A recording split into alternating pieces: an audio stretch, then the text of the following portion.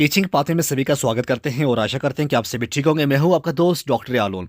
आज का जो टॉपिक रहने वाला है, आज की इस वीडियो में हम डिस्कस करने जा रहे हैं 11th क्लास का प्रीवियस ईयर का ज़ूलॉजी का पेपर। जी हाँ, इससे आपको आइडिया मिल जाएगा कि आपको एग्ज़ाम के अंदर किस तरह से क्वेश्चन पूछे जाते हैं और आपको किस तरह से क्वेश्चन करने हैं। ठीक है, मैक्सिमम मार्क्स 35 होते हैं, क्योंकि 35 बॉटनी के होते हैं, 35 ज़ूलॉजी के होते हैं, तो टोटल जो होते हैं ये बनते हैं 70 मार्क्स। और जो 30 मार्क्स आपके रहते हैं वो होते हैं प्रैक्टिकल मार्क्स। तो टोटल जो है 100 मार्क्स आपको पूछे जाते हैं। तो 1.5 घंटे का टाइम होता है, 1 घंटा 30 मिनट। और सेक्शन ए की बात करें, सेक्शन ए में एक एक मार्क्स के क्वेश्चन पूछे जाते हैं।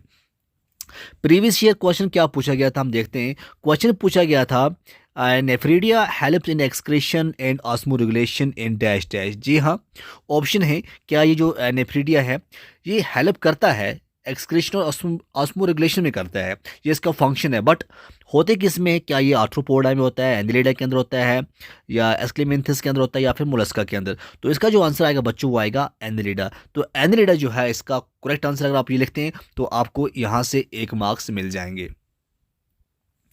दूसरा क्वेश्चन क्या पूछा गया था, the process of inspiration during breathing involves. तो इंस्पायरेशन में क्या होता है? जब इंस्पायरेशन होती है इसमें होता है पहली बात है कंट्रैक्शन ऑफ डायफ्राम जो है वो होता है। उसके बाद और क्या है, एक्सटर्नल इंटरकोस्टल मसल्स। जी हाँ, contraction of diaphragm and external intercostal muscle जो है इसका करेक्ट आंसर है। और आप ये इसको टेक करते हैं और आप ये लिखते हैं तो आपको 1 मार्क्स यहाँ पे मिल जाएगा। तीसरा क्वेश्चन पूछा गया था, dash dash is a frequently observed in cells actively involved in protein synthesis and secretion. तो अगर आपको प्रोटीन सिंथेसिस का कॉन्सेप्ट है तो आप आराम से लिख सकते हैं जो RER होता है, जिससे हम कहते हैं रफ एंडोप्लाज्मिक रेटिकुलम।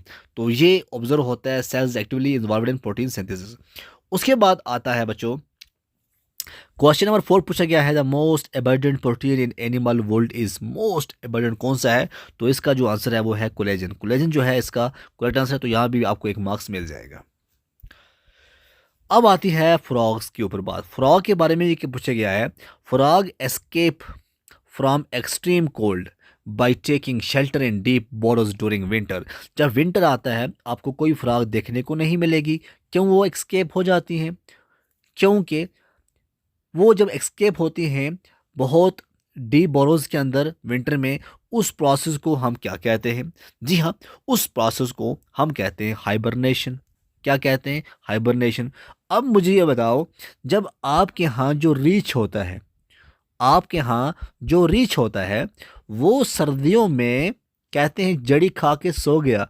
बताओ उस प्रोसेस को क्या कहते हैं? ऑप्शन यहाँ पे आपको मिल सकते हैं। सेक्शन बी है, सेक्शन बी में 2 मार्क्स का क्वेश्चन जो है वो पूछा जाता है। पहला क्वेश्चन ये पूछा गया है, नेशनल पार्क्स क्या होती हैं, और आपको 2 एग्जांपल बतानी है जम्मू एंड कश्मीर के अंदर जो है। देखिए, पहली बात है आपको लिखना है नेशनल पार्क क्या होती हैं, ये आपको लिखना है कि ये होते हैं प्रोटेक्टेड एरियाज़। क्या होते हैं ये होते हैं प्रोटेक्टेड, आप लिख सकते हैं प्रोटेक्टेड एरियाज़ होते हैं। और ये जो एस्टेब्लिश किए जाते हैं किसके लिए? ये एस्टेब्लिश किए जाते हैं कंजर्वेशन के लिए। ठीक है, क्या करते हैं? कंजर्वेशन करते हैं वाइल्ड लाइफ को, कंजर्वेशन ऑफ वाइल्ड लाइफ। उसके बाद आप क्या लिखते हैं, यहाँ पे आपको ये लिखना है, क्वेश्चन ये पूछा गया है कि आप बताओ नेशनल पार्क के बाद आपको ये बताना है कि इसका जम्मू कश्मीर के अंदर कौन सी है। आप लिखो, आराम से लिखो, टेंशन बगैर लिखो। एक लिख दो आप दाची गांव का नाम, और दाची गांव में आप ज़रूर जाइएगा एक बार। ठीक है, श्रीनगर से यही 15-20 किलोमीटर दूर है, हरवन साइड में है दाची गांव नेशनल पार्क। और दूसरा जो है आप लिख दो किश्तवाड़ नेशनल पार्क। ठीक है, तो किश्तवाड़ नेशनल पार्क और दाची गांव नेशनल पार्क, आपका 2 मार्क्स जो हैं वो यहाँ से हो जाएंगे। ठीक है, उसके बाद क्वेश्चन क्या है? उसके बाद क्वेश्चन क्या है बच्चों? क्वेश्चन है कि बताइएगा व्हाट इज़ ए सिलोम क्या होता है, और आप एग्जांपल बताओ ए सीडो सिलोमेट और ए सिलोमेट के बारे में।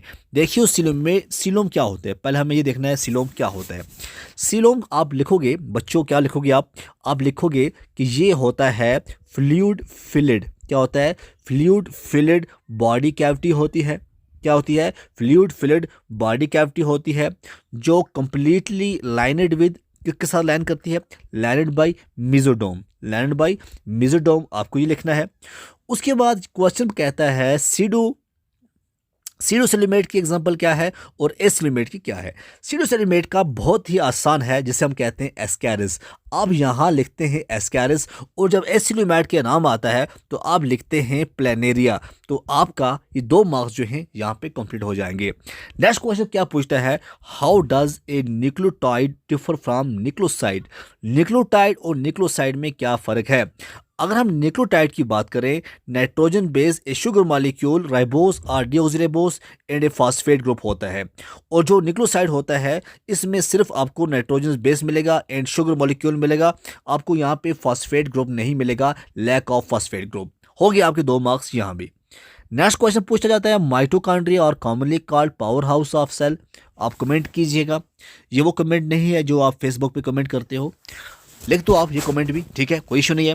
माइटोकॉन्ड्रिया कॉमनली पावर हाउस क्यों कहते हैं? बिकॉज ये जनरेट करते हैं, अगर आप इतना लिखोगे कि ये जनरेट करते हैं एटीपी।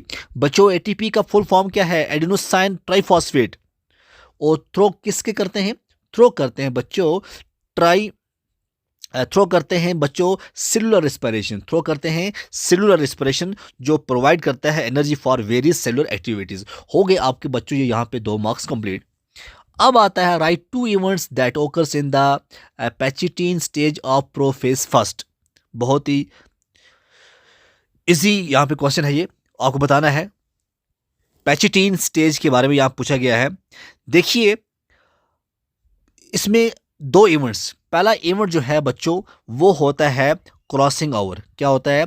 यहाँ पे क्रॉसिंग ओवर होता है, ये आप लिखोगे। दूसरा आप क्या लिखोगे? क्रॉसिंग ओवर के बाद लिखोगे कि जो ये होमोलॉगस क्रोमोसोम होते हैं वो पेरिड रिमेन पेरिड एज टेट्रैड्स, ठीक है ना, वो एज टेट्रैड्स में रहते हैं। ये 2 इवेंट आप लिखोगे तो आपको यहाँ भी 2 मार्क्स आपको मिल जाएंगे, ठीक है।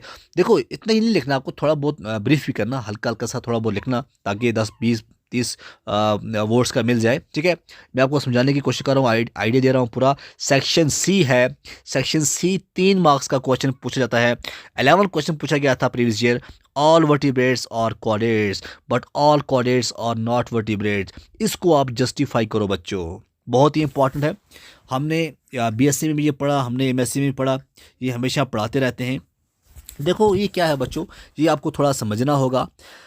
कॉर्डेट्स जो है ना, कॉर्डेट्स प्रोसेस करते हैं नोटोकॉर्ड। क्या होता है बच्चों? नोटोकॉर्ड जो है ये प्रोसेस करते हैं डोर्सल नोटोकॉर्ड, फ्रिंजियल स्लिट्स कुछ स्टेज के अंदर। वर्टिब्रेट्स जो होते हैं बच्चों, वर्टिब्रेट्स जो होते हैं वो backbone replacing the notochord during development, ये आपको पढ़ना है। उसके बाद एग्जांपल क्या है? एग्जांपल है कॉर्डेट की नॉन वर्टिब्रेट, ठीक है। जैसे हम बात करें कॉर्डेट्स की, एम्फियोक्सिस आता है AMPHIOXUS। और नॉन वर्टी और जो वर्टिब्रेट है, वर्टिब्रेट में क्या आता है? ह्यूमंस, आप हो, हम क्या हैं? हम वर्टिब्रेट्स हैं। ह्यूमंस क्या आते हैं? ह्यूमंस जो हैं वर्टिब्रेट्स हैं। व्हाट आर न्यूक्लिक एसिड क्या होते हैं बच्चों? साथ में ये बताना है, राइट डाउन देयर सिग्निफिकेंस, आपको सिग्निफिकेंस भी बताने हैं। न्यूक्लिक एसिड में डीएनए और आरएनए आता है, ये biomolecules that store and transmit, ये क्या करते हैं? डीएनए और आरएनए क्या करता है? डीएनए और आरएनए ये क्या करता है? ये स्टोर और ट्रांसमिट करता है जेनेटिक इंफॉर्मेशन। क्या करता है? जेनेटिक इंफॉर्मेशन को ये स्टोर करता है और ट्रांसमिट करता है। यहाँ पूछा गया है इसके सिग्निफिकेंस क्या है। याद रखना, DNA carry genetic instructions for sale function, और आरएनए जो है ये हेल्प करता है प्रोटीन सिंथेसिस में। किस में करता है? प्रोटीन सिंथेसिस में करता है।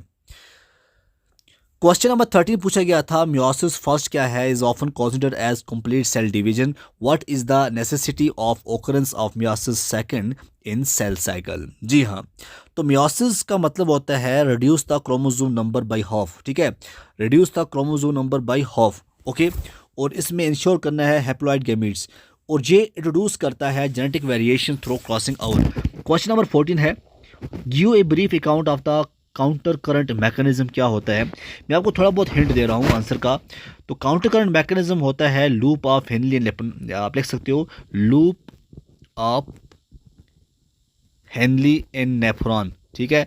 अब आप समझ गए होंगे यहाँ पे क्या होता है, ये हेल्प करता है वाटर रीअब्जॉर्प्शंस को and urine concentration by maintaining in osmotic gradient.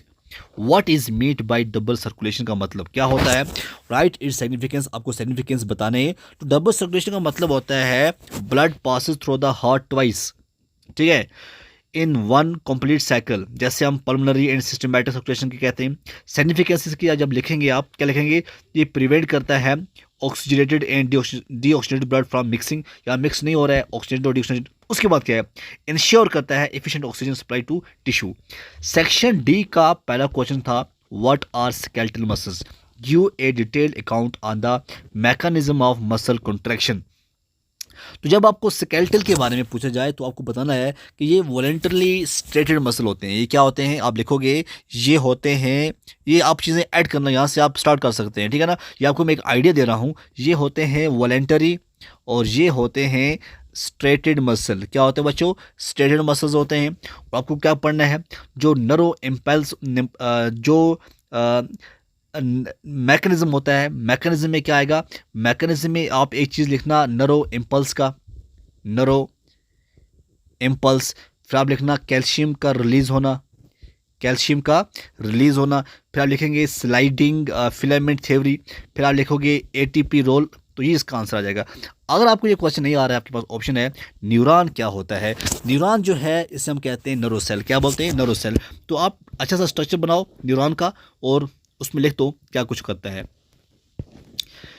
तो ये था पेपर जूलॉजी का। आई होप आपको समझ आया होगा किस तरह से मैंने आपको थोड़ा हिंट भी दिया, हर एक का आंसर बताने की कोशिश की।